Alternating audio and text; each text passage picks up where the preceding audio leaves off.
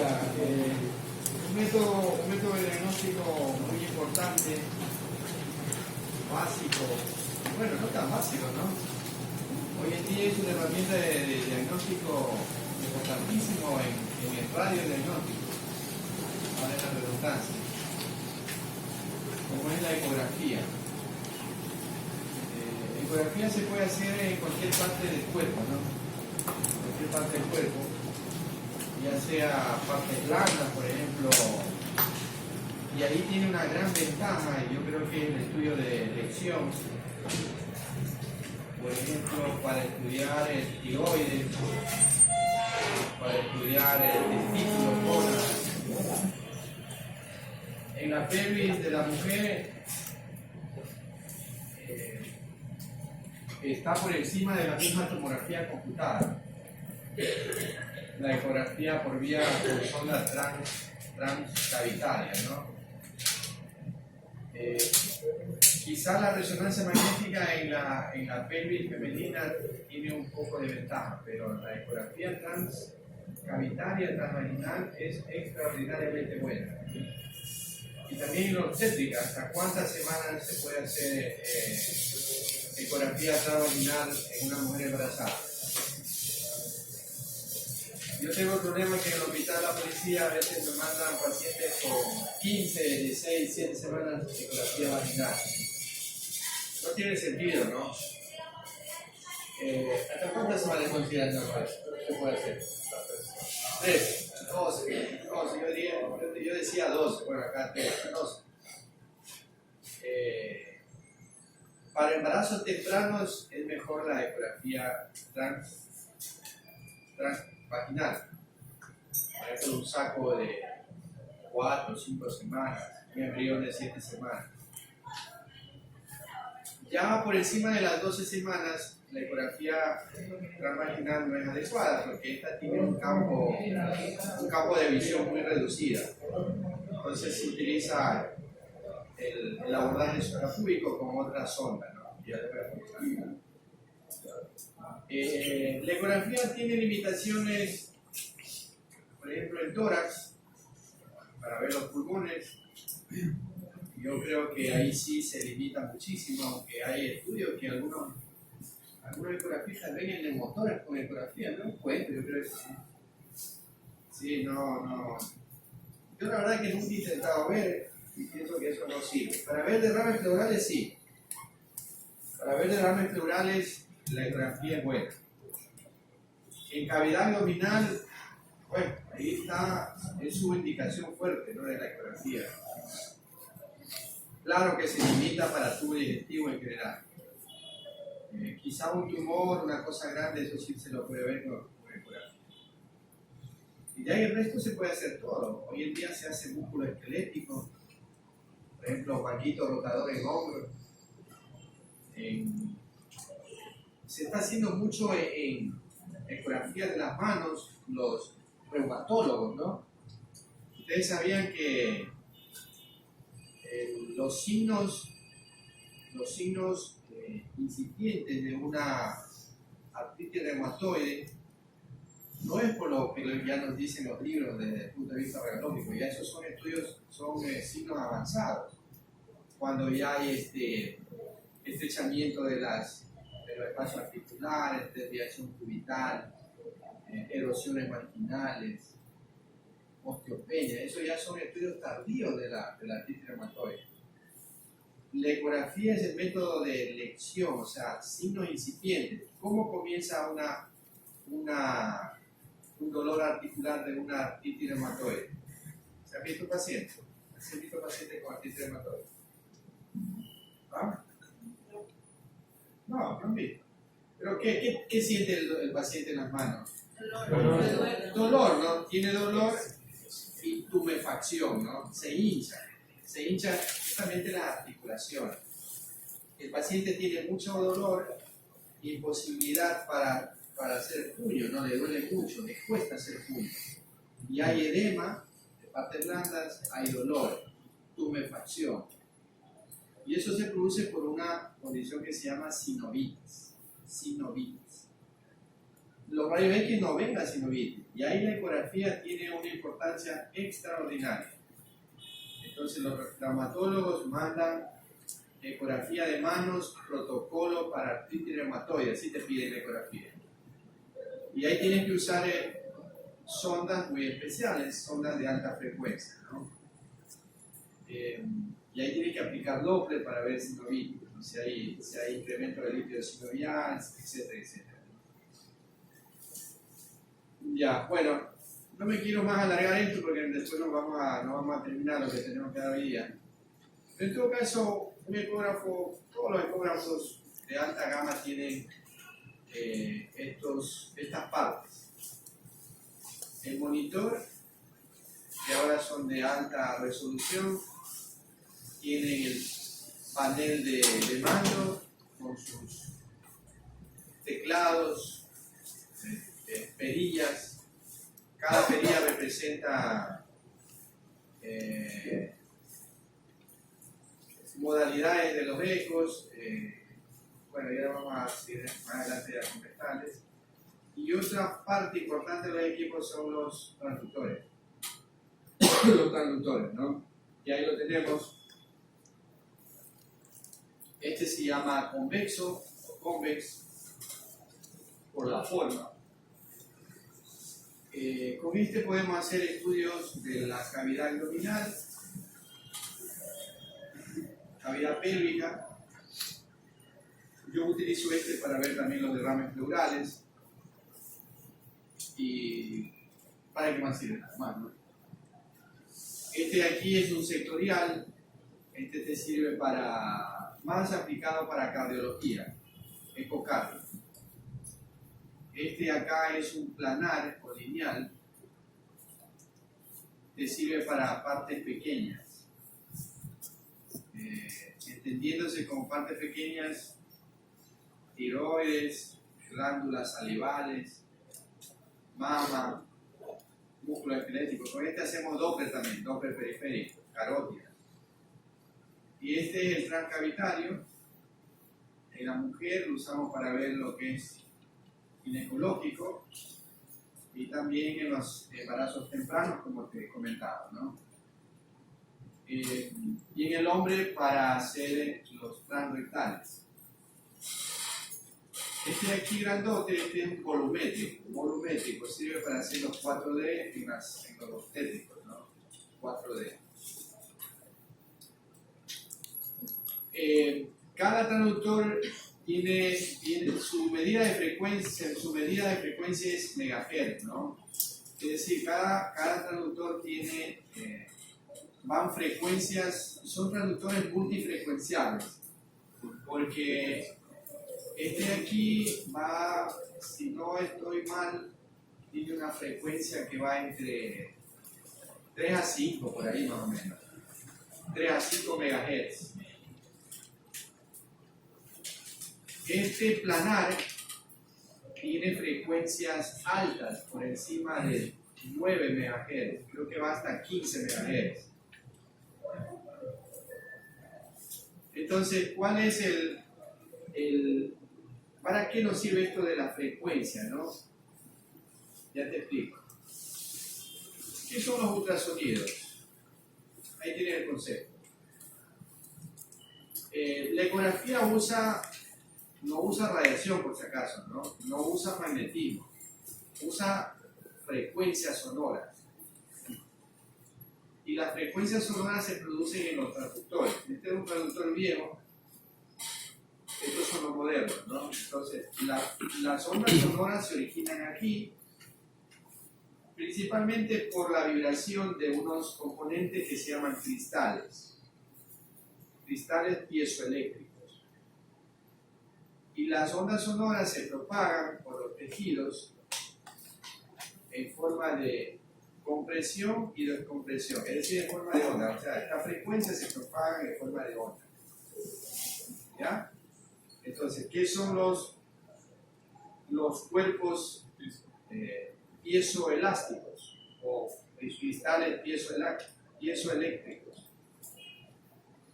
Son materiales que convierten la energía eléctrica en un sonido, ¿verdad? Estos traductores por lo general tienen una sola vida, ¿no? Cuando se dañan hay que cambiarlos.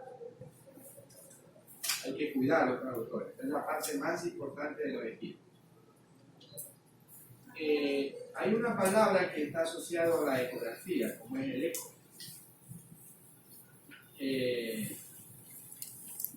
En la ecografía lo que hacemos es lanzar una onda de ultrasonido, apuntamos por ejemplo al hígado, hagamos cuenta que el hígado lo tenemos aquí donde dice salida. Entonces yo apunto al hígado por alguna ventana. Acuérdate que el traductor viene a ser como una linterna que tú puedes manejar, ¿no? Entonces tú tienes que apuntar al órgano blanco que quieres estudiar por un espacio que no interrumpa, es decir, que no se te interponga con el sonido, con el lazo ultrasónico.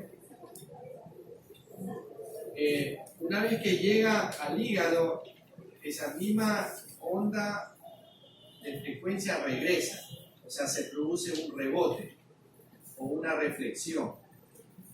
Ya, y esa información es recogida, o sea, ya esa onda que regresa viene con una información del hígado y es recogida otra vez por el mismo traductor y luego pasado a un sistema de computarización para la transformación de la imagen. Más o menos eso es lo que ocurre en la ecografía, ¿no? Y ese cuando está haciendo el eco, es el tiempo real que está haciendo, ¿cierto? Se está ocurriendo al mismo momento. La ida y regreso del ultrasonido. Entonces, la forma como regresa la onda se llama eco, forma de eco. Y el concepto de eco sería esto, ¿no? Todo el mundo ha escuchado un eco cuando uno va generalmente al campo o en algún lugar cerrado, ¿no? Tú tiras un grito y escuchas a lo lejos un sonido, ¿no? Tu misma voz. Y eso es el eco que hace como un rebote, ¿no es cierto? El eco. Ya, aquí las propiedades de los ultrasonidos. La frecuencia. Importante la frecuencia, ¿no? La frecuencia de los transductores. ¿Cuánta frecuencia tiene de un determinado transductor? Por ejemplo, te había dicho que el transductor lineal tiene una frecuencia de 15 MHz, promedio, ¿no? Y yo con ese transductor, yo no podría hacer un estudio de abdomen superior, por ejemplo, para ver hígado, para ver páncreas. ¿Por qué razón? Por este concepto. La penetración del ultrasonido, la penetración de las ondas ultrasónicas, depende de la frecuencia. Es decir, a mayor frecuencia, poco penetrantes. Y hay el ejemplo, ¿no? Que el transductor lineal, que tiene 15 MHz, una frecuencia bien alta, son ondas que no penetran mucho, por eso es que solamente me sirve para estudiar estructuras pequeñas. Por ejemplo, la tiroides es un elemento que está muy superficial, ¿no es cierto? Aquí nomás, lo pongo aquí el traductor y ahí estoy encima casi. Las mamas son superficiales, los testículos.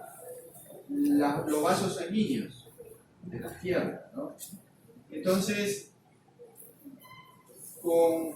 depende de la frecuencia de las ondas para poder realizar estudios. Y las ondas que son más penetrantes son aquellos transductores que tienen menos frecuencia. Por ejemplo, el convex tiene una frecuencia de 3 a 5, que sirve para hacer abdomen, utilizando frecuencias de 3, máximo 4. El transductor sectorial, tiene frecuencias que van desde 2 a 4 o 5, no estoy seguro, ¿no? Pero este tiene que tener frecuencias muy penetrantes, bajas, para poder llegar a las cavidades cardíacas y valorar bien la válvula, ¿no? Entonces a eso se refiere lo que es la frecuencia. ¿Ya? Bueno, hay otras propiedades como son la longitud de onda, la velocidad de la propagación. La velocidad de la onda depende de los tejidos, ¿no? Si es un tejido blando, es un tejido líquido, etc., ¿no? Pero un promedio más o menos, cómo se propaga la velocidad de la onda en tejidos blandos a 1540 metros por segundo. Esto es un ejemplo simple. Ya.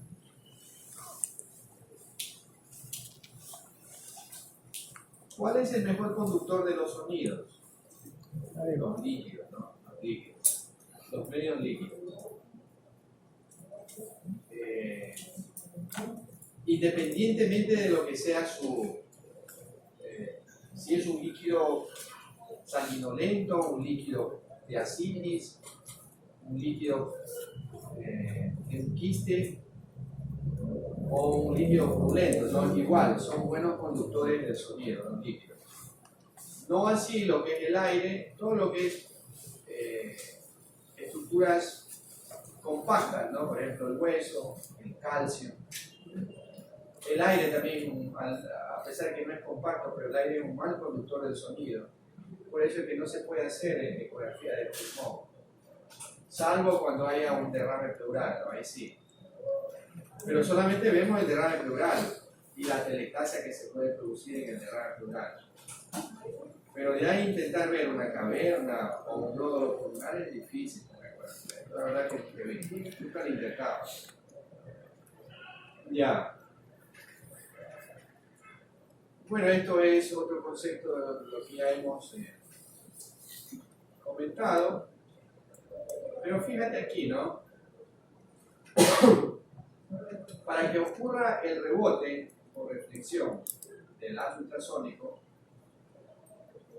tiene que haber este concepto que se llama la impedancia acústica, que viene a ser la interfase o límite entre dos materiales con diferentes propiedades.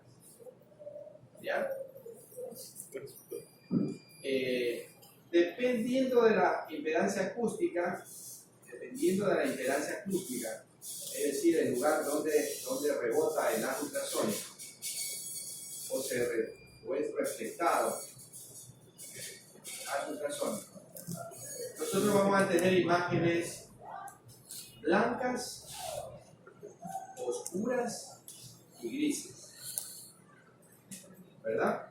Lo blanco se va a llamar hiperecoicas o hiperecoicos, los gris isoecoicos y los negros hipoecoicos. Entonces, todo depende si tenemos mira por ejemplo, cuando dos materiales tienen la misma impedancia acústica, no se produce eco. O sea, no hay reflexión. Y la máquina lo traduce como una imagen oscura, ¿verdad? Si la impedancia acústica tiene es débil, el eco de regreso es débil, va a ser isoecoico, ¿no? Y si es más fuerte, tenemos una imagen hiperecoica. Entonces todo depende de la fuerza, cómo regresen el ultrasonido de rebote para obtener estas imágenes, blancas, grises o oscuras. Y eso ocurre también, o sea, también la terminología es muy parecida en la tomografía, ¿no? Como vimos, en cambio ahí hablamos de densidades, también hiperdenso, isodenso e hipodenso. ¿Ya? Bueno, esto es solamente para mostrar lo que las estructuras que tienen en su interior los transductores. Eso a mí no me interesa que se lo aprendan. Esto ya lo comentamos. Los tipos de transductores. ¿Qué más se nos puede escapar aquí? Nada más, eso es todo, no hay más, ¿no? Convexo, lineales, transgravitarios, volumétricos. Las modalidades de la ecografía. Se puede decir que la ecografía tiene dos partes, ¿verdad? La primera parte, las máquinas tienen modalidad, por ejemplo, en modo B o modo D, algunos equipos traen como modo D en tiempo real. También tienen modo M, que esto más se lo utiliza en ecocardio para ver los movimientos de las cavidades cardíacas, paredes. El modo A, que es un modo de amplitud más aplicado en el Doppler, por ejemplo en el Doppler de poder. Pero este es el que más utilizamos como ecografía básica, ¿verdad? El modo B en tiempo real. ¿Ah? Claro, de uso radiológico se podría decir, ¿no? Todas las máquinas vienen con este modo B, todas. Y la segunda parte de la ecografía sería la ecografía Doppler, ¿no? Que ya lo vamos a explicar. Así como tiene modalidades de ecografía Doppler, ¿no? Doppler color, Doppler de poder, Doppler pulsado y Doppler continuo. Eso apareció hace no mucho tiempo.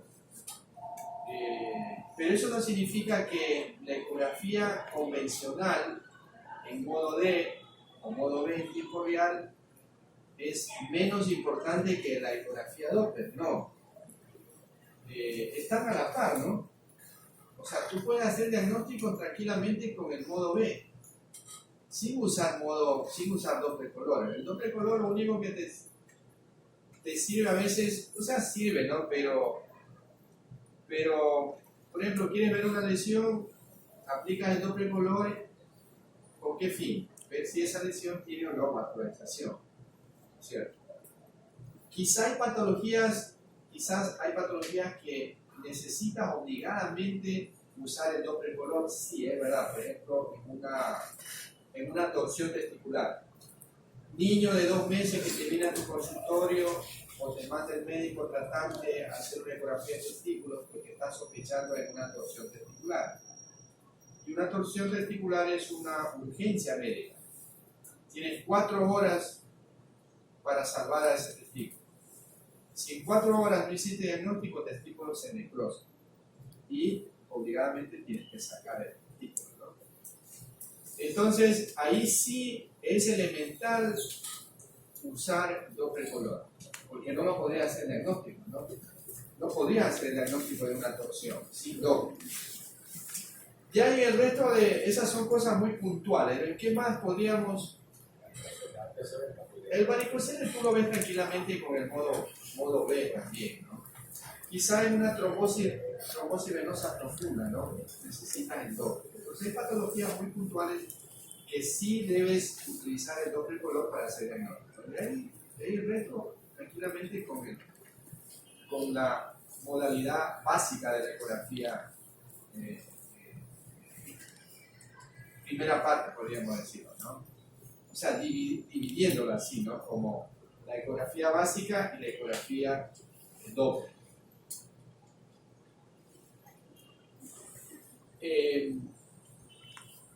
En ecografía tenemos artificios, se producen ciertos artefactos que es necesario reconocer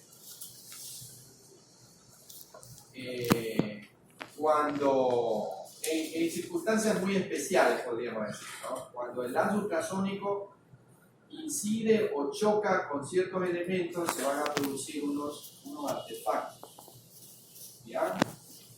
Como el que tienes ahí. Mira, esta es una vesícula. En ecografía todo elemento que tenga contenido líquido, incluso el mismo flujo sanguíneo se ve hipoecoico, oscuro. Por ejemplo, la vesícula biliar tiene bilis y se comporta como líquido, se la ve hipoecoica. La vejiga también se la debe ver como hipoecoica. Cuando hay, por ejemplo, líquido libre en un paciente politraumatizado en cavidad abdominal, se ve con una imagen hipoecoica. La sangre se comporta como líquido en cavidad abdominal. ¿Ya? Por ahí hay un término que llaman el ecofaz, ¿no? Entonces, el ecofaz es un paciente politraumatizado, lo que hace el radiólogo, mejor dicho, el residente de radiología, lo que hace es buscar líquido libre, nada más. Lo hace en un minuto, líquido libre. Botieras parietocólicas, Morrison, espacios sufrénicos, ¿cómo es? Peresplénico, perihepático, en la pelvis, ¿cómo se llama? El Douglas. Entonces ahí busca el líquido libre, buscando imágenes hipoecoicas. Y si hay líquido libre, ese paciente va dependiendo también su parte clínica, ¿no? Puede quedarse en observación o va a cirugía, ¿no? A una laparotomía exploratoria, porque debe tener roto algo, porque de algún lado salió la sangre. Y insisto, ¿no? La sangre en cavidad abdominal se ve como líquido libre, como líquido. ¿Ya? Entonces, mira lo que ocurre aquí. En la vesícula tenemos una imagen hiperecoica, ¿verdad? Y por detrás de esta imagen hiperecoica hay una banda, un gas oscuro, también hipoecoico. Y eso es lo que se llama la sombra acústica. ¿Cuándo entonces se produce sombra acústica? Cuando el haz ultrasónico choca contra un órgano, un elemento duro. En este caso, el cálculo. ¿Ya? Todos los cálculos, tanto en vesícula como en riñón, como en la vejiga, se ven así como imágenes hiperecoicas que producen sombra acústica. Porque el haz ultrasónico no lo puede atravesar, no lo atraviesa y te produce una sombra. Si ustedes cogen una linterna ahorita, ponen aquí en el dedo, no va a pasar la sombra, la luz allá y se va a producir una sombra. ¿Ya? ¿Y qué pasa acá? Este es el hígado, lóbulo izquierdo, lóbulo derecho, parte del lóbulo derecho. Y aquí hay una imagen, ¿qué será? Hiperecoica. Hipoecoica, ¿no es cierto? ¿Cuándo sería una imagen isoecoica? Claro, por ejemplo, si aquí tengo yo un nódulo con una ecogenicidad muy parecida al parénquima, esa es una lesión isoecoica. ¿Ya? Entonces, aquí el haz de ultrasonido sí lo atraviesa al quiste, este es un quiste, ¿no? Pero el haz como que se frena, ¿no? Se atenúa, por eso por ahí les puse una palabra que se llama atenuación, ¿verdad? Eso léanlo para que entiendan, porque aquí se produce por la atenuación. Creo que por acá estaba.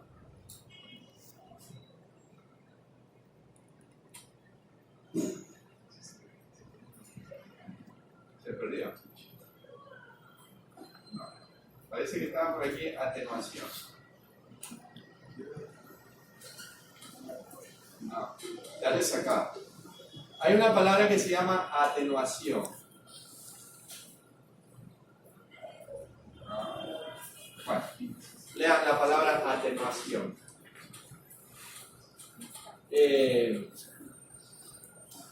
Entonces, y la banda que se produce ya no es oscura, ¿no? Es hiperecogénica, hiperecoica. Y eso es lo que se llama reforzamiento posterior. ¿Cuándo ocurre eso? Cuando el haz ultrasónico incide en una lesión quística de contenido líquido. Entonces, todos los quistes van a producir este reforzamiento posterior.